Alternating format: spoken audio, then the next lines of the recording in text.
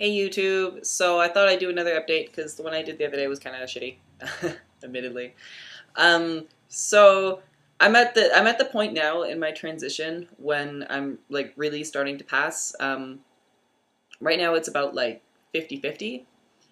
Uh, so like half the time I meet somebody or talk to somebody and they're reading me as a woman, half the time as a man, and I'm stoked that I'm getting read as a guy more and more.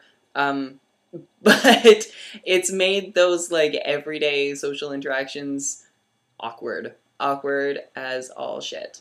um, and it's amazing too, like the difference it makes just in a really subtle way, how somebody is reading me. And of course I never know how they're reading me either too, so whenever I'm talking to anybody, especially somebody new, I'm starting to think like, okay, am I talking to you, like, do you think I'm a woman or a man? And it's super awkward. Um, for example, I was in a class the other day, and I was talking to somebody, and it's counseling class. So, like I've said before, we talk about our feels a lot. And so I was talking to this person about my transition a little bit, and I just mentioned it.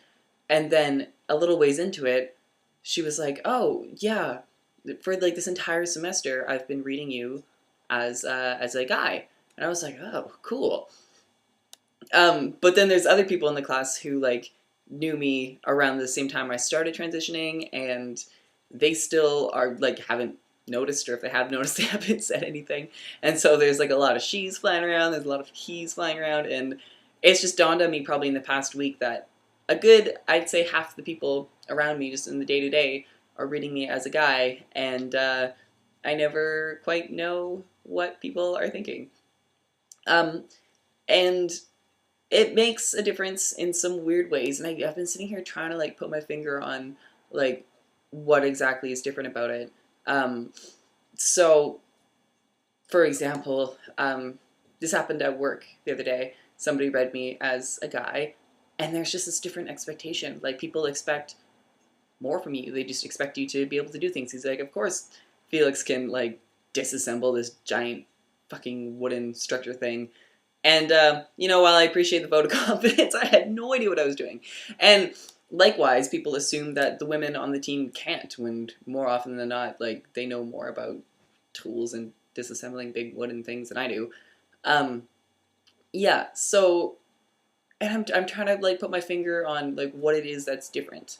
It's male privilege is what it is. I'm getting my first taste of it, and trying to adjust, and still in this phase of just being super weirded out by it.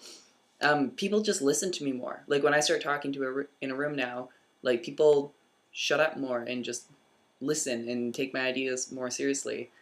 Um, the downside of it is, when I'm talking to women, like, again, especially in school, I can tell that they're being more reserved with me.